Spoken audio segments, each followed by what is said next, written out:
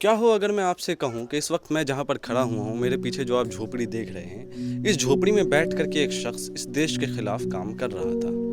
बिहार के मधुबनी से मौलाना इजहारुल को गिरफ्तार किया गया है। मध्य प्रदेश एटीएस ने उन्हें गिरफ्तार किया है, ये कहकर कि वो किसी पाकिस्तानी हैंडलर के साथ संपर्क में थे। बहरहाल मामले में बाद में जाएंगे, लेकिन पहले आप देखिए कि इस कमरे की हालत क्या है, जो कथित रूप से आरोपी का घर है, जिस पर पूरा आरोप लगा है। ये मौलाना इजहारुल का मकान है। ये कमरा है जहाँ पर एक पंखा तक नहीं है, और ये उनका कमरा नंबर 1 है। यहाँ एक बोर्ड रखा है, मौलाना पढ़ाते थे, शायद हो सकता है कि मौलाना का वही बोर्ड हो जहाँ पढ़ाते रहे हों। इस कमरे में ना तो पंखा है, ना ही बिछाने के लिए आप मेरे पीछे देखे चादर बिछी है, बिस्तर टूटा हुआ है। तो ये इनके घर की हालत है। हम सामने वाले कमरे में भी जाएंगे। मौलाना के घर पर अभी कोई भी नहीं है, उनकी पत्नी है, पत्नी से बात करने की कोशिश करेंगे। लेकिन पूरा जो मामला है, इस पे कोई किसी भी तरीके की साफ तौर पे कोई खबर नहीं आई है। बस एक हैंडलर से संपर्क की बात कही गई है कि पाकिस्तान में संपर्क था, लेकिन इसका कोई ठोस सबूत भी नहीं है। परिवार से बात करने पर यह भी मालूम पड़ा, जो भी लोग यहाँ पर रिश्तेदार हैं, कि अचानक से एटीएस आई और दरवाज़ा ठकठकाया और घर में फिर छानबीन हुई है। एक ही वक्त में 2 जगह पर, मौलाना खुद मधुबनी में रहते थे, वहाँ पर छानबीन हुई और यहाँ भी छानबीन हुई है। चावल, गेहूँ और वो भी जो भी सामान मिला, मुर्गी जहाँ रखते थे, सब जगह पे छापेमारी की है। यहाँ भी अंदर की तस्वीरें आपको दिखाऊंगा। आप देखें कि एक शख्स जिस पे आरोप लगाया जा रहा है कि वो देश विरोधी गतिविधि में शामिल है, उसका घर ऐसा है। तो क्या आपकी अकल इस बात को मानेगी? खुद से ये सवाल पूछिएगा। खैर, कोशिश करते हैं मौलाना की पत्नी से बात करने की कि वो क्या कहती है इस पूरे मामले पर, और पूरा मामला क्या है। पूरा मामला क्या था, किस वक्त एटीएस आई, और आप लोगों को कब इस बात की खबर मिली कि मौलाना की गिरफ्तारी हुई है? और उसके बाद आप लोगों ने पूछा, जो लोग छापेमारी करने आए थे, तो उन लोगों ने क्या जवाब दिया? शुरू से बताइए कि कहाँ से मामला शुरू हुआ और आप लोगों को कब खबर मिली? हम लोग सोए हुए थे घर में। उसके बाद किने से दरवाज़ा खटखटाया। जैसे दरवाज़ा खोले तो वो लोग घर में अंदर दाखिल हुआ, और दाखिल होकर के पूछ रहा है कि से रेक कहाँ है। तो हमारे जेठ के लड़की ने बोला कि से रेक सामने में है। फिर रेक के तलाश किया। उसके बाद किने से 2 ठो गोदरेज है, उसको खोला और खोल करके उसको भी तलाश की।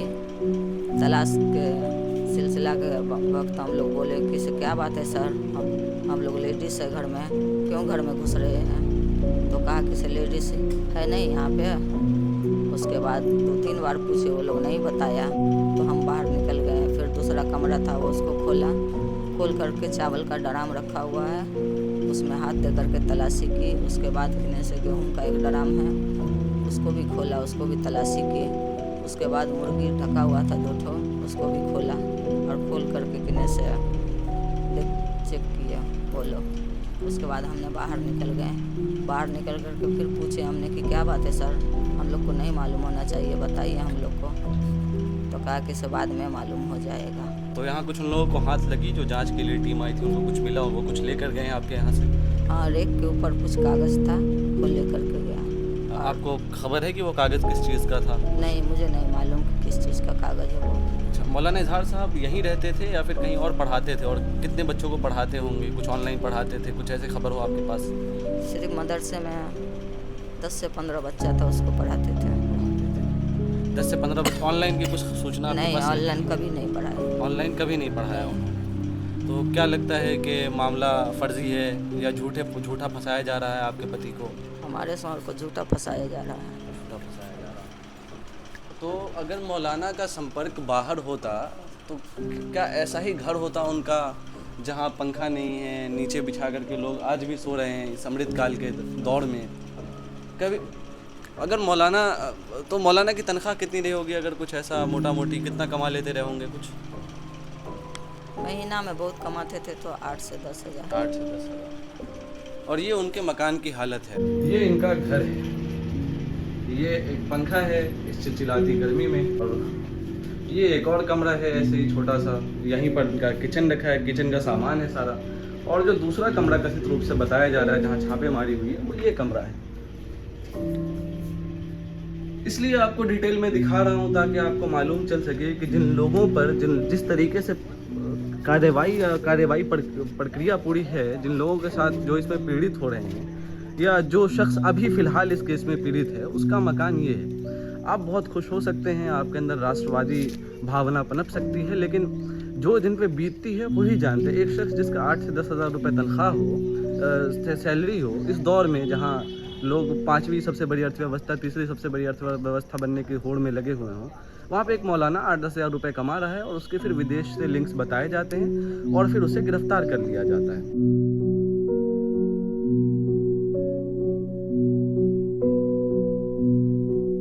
केस की जांच होनी चाहिए, स्वच्छ ढंग से जांच हो, जो दोषी है अगर कोई मामला है तो गिरफ्तारी भी हो। अभी तो रिमांड पे है खैर मौलाना, लेकिन इस मामले में ये जो इलाका है ये ख़ास तौर से इसलिए दिलचस्प हो जाता है क्योंकि ठीक आज से 20 साल पहले मुंबई ब्लास्ट में भी इसी इलाके के कमाल खान को उठाया गया था, इसी तरीके के एक मामले में। उनका संपर्क बताया गया कि वो बड़े ब्रांड के साथ संपर्क में थे जिन्होंने मुंबई ब्लास्ट में सहयोग किया है। कमाल का निधन हो गया, कमाल खान जेल में ही मर गए। 2024 में सुप्रीम कोर्ट ने उन्हें बाइज्जत बरी कर दिया। ज़िंदगी के 18 साल गए, जान चली गई, परिवार भी टूट गया। इसी तरीके से न्याय प्रक्रिया काम करती रही है। ये मैं नहीं कह रहा हूँ, आप भी जानते हैं कि जो न्यायिक प्रक्रिया है वही खुद में सज़ा है। आज भी कई लोग जेल में बेबुनियाद हैं। कन्विक्शन रेट क्या है आप चेक करिए, मकोका, पोटा, टाडा या यूएपी है आज के दौर में, इस पर क्या कन्विक्शन रेट रही है।